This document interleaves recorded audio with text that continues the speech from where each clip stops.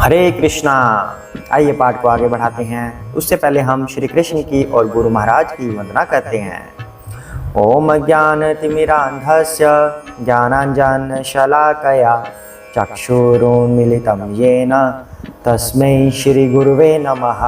हे कृष्ण करुणा सिंधु दीनबंधु जगत्पते गोपेश गोपिकाकांत राधाकांत नमस्तुते। श्री कृष्ण चैतन्य प्रभु नित्यानंद श्री अद्वैत गदाधर श्रीवासादि गौर भक्त वृंदा। हरे कृष्णा कृष्णा कृष्णा हरे हरे, हरे राम राम राम हरे हरे। हरे कृष्णा। तो पाठ कहाँ तक हो गया हमारा? अर्जुन और श्री कृष्ण आपस में वार्तालाप कर रहे हैं। अर्जुन पूरी तरह से टूट चुके हैं, कहते हैं कि मेरी इंद्रियां सूख गई हैं, और तरह तरह के तर्क दे रहे हैं श्री कृष्ण को कि मुझे युद्ध क्यों नहीं करना चाहिए।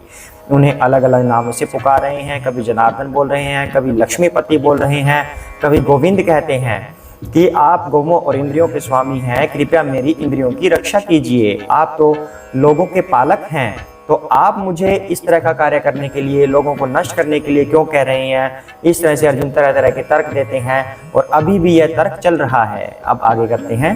हरे कृष्णा। कुलक्षय प्रणश्यन्ति कुलधर्माः सनातनाः धर्मे नष्टे कुलं कृत्स्नम् अधर्माः अभिभवति उत। हरे कृष्णा। तो कुल का नाश होने पर, अर्जुन कह रहे हैं, कुल का नाश होने पर सनातन कुल परंपरा नष्ट हो जाती है, और इस तरह शेष कुल भी अधर्म में प्रवृत्त हो जाता है। अर्जुन क्या कह रहे हैं ये? अर्जुन कहते हैं कि घर में जैसे बड़े बूढ़े होते हैं, वृद्ध लोग होते हैं, वही अपने बच्चों को अच्छी चीज़ें सिखाते हैं, अच्छी बातें सिखाते हैं कि भगवान की आराधना कैसे करनी चाहिए और धर्म के प्रति कैसे चलना चाहिए। जब वो वृद्ध ही नहीं रहेंगे तो फिर वो ऐसी पूजा पद्धति कैसे अपना पाएंगे? अर्जुन ऐसा कह रहे हैं श्री कृष्ण को कि जैसे मुक्ति के लिए हमें प्रयास करना होता है, भगवान की आराधना करनी होती है, माला जप करना होता है, जब बड़े बुजुर्ग ही नहीं रहेंगे, अगर हम उनका वध कर देंगे तो कुल परंपरा नष्ट हो जाएगी। कैसे वो उस परंपरा का पालन कर पाएंगे? कैसे वो मुक्ति के पथ पर चल पाएंगे? तो कह रहे हैं कि वो सभी अधर्म में प्रवृत्त हो जाएंगे जब उन्हें कोई सिखाने वाला ही नहीं रहेगा। अब आगे करते हैं। अधर्म अभिभावत कृष्ण प्रदूषयन्ति कुलस्त्रियः स्त्रीषु दुष्टासु वार्ष्णेय जायते वर्णशंकरः। हे कृष्ण, जब कुल में अधर्म प्रमुख हो जाता है तो कुल की स्त्रियां दूषित हो जाती हैं, और स्त्रीत्व के पतन से हे वृष्णिवंशी अवांछित संतानें उत्पन्न होती हैं। तो कह रहे हैं कि जब कुल में अधर्म हो जाएगा तो कुल की स्त्रियां दूषित हो जाएंगी। अर्थात पहली बात उन्होंने कही कि जब वृद्ध ही नहीं रहेंगे तो बच्चों को सिखाएगा कौन?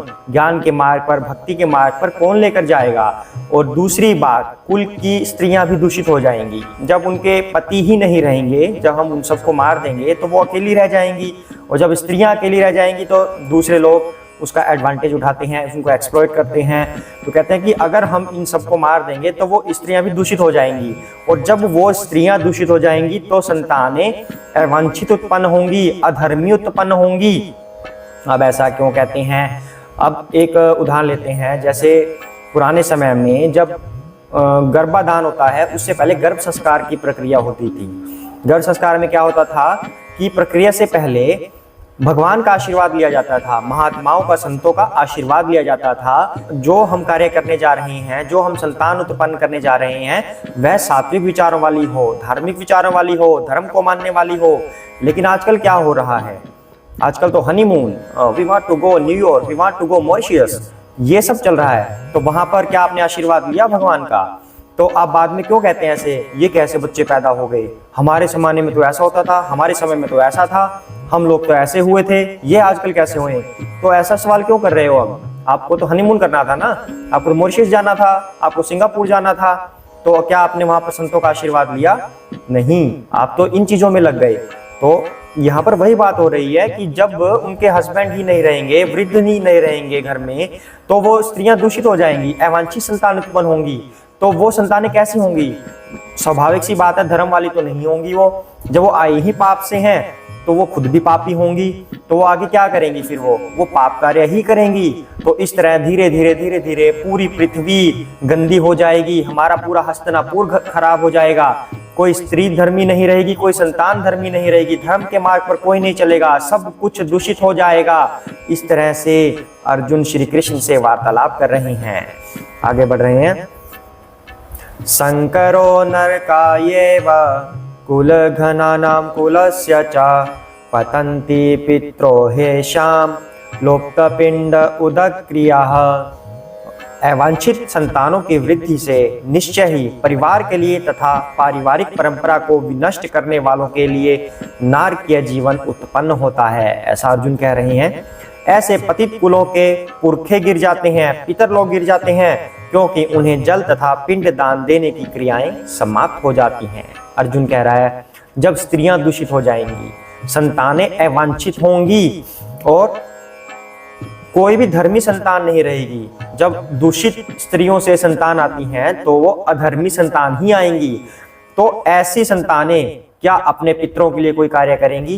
पहली बात तो उनको ये ज्ञान ही नहीं होगा कि हमारे पितर कौन है, क्योंकि उनके पिता ही बदल गए।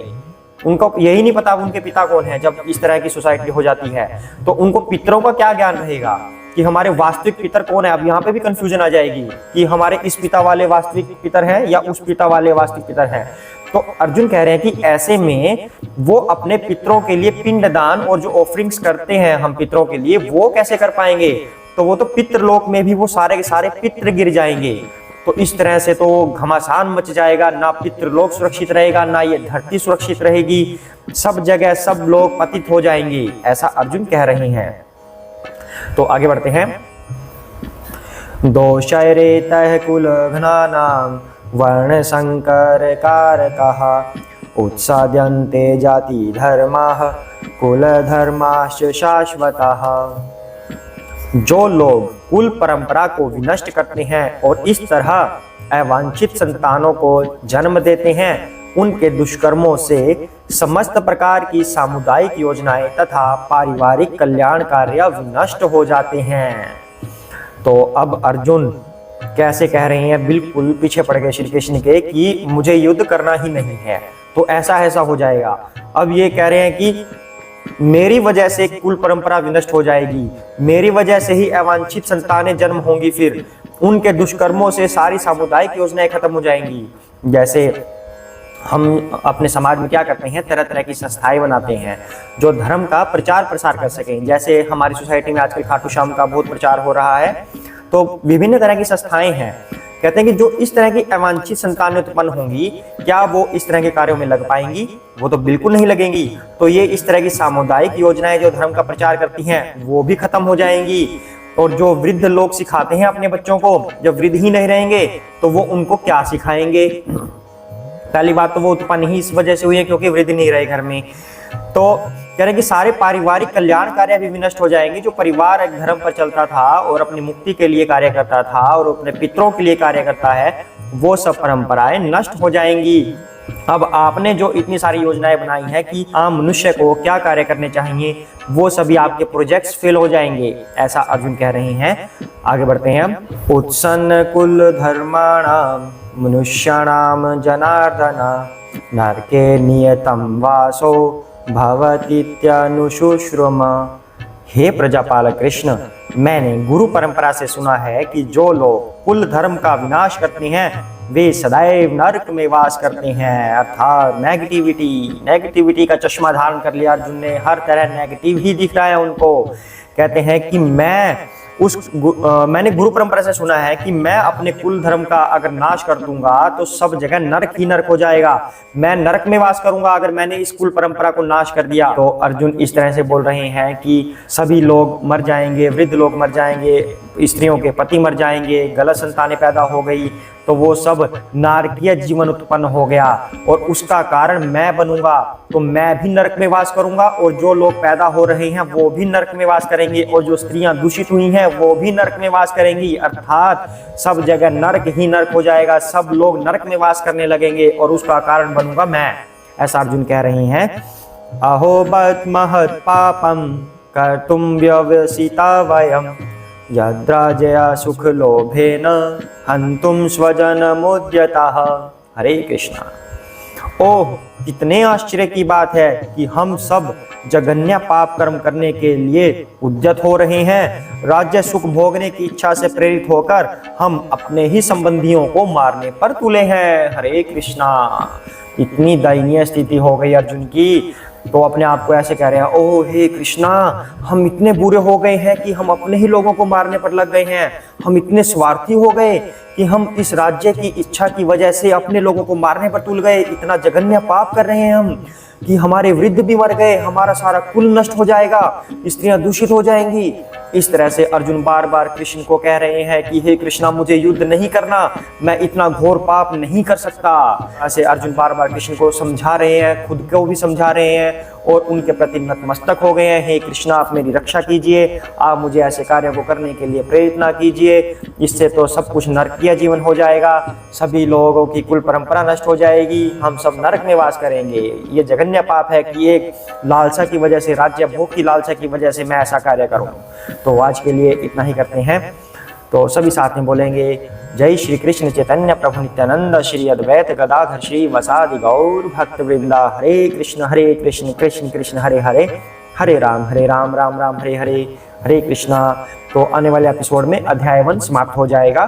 तो उसके अंत में हम सीखेंगे कि हमने प्रथम अध्याय से क्या क्या सीखा और इस प्रथम अध्याय का हमारे जीवन में क्या रिलेशन है, हमें इसे सीखकर अपने जीवन के रूटीन को कैसे आगे बढ़ाना चाहिए। तो हरे कृष्णा।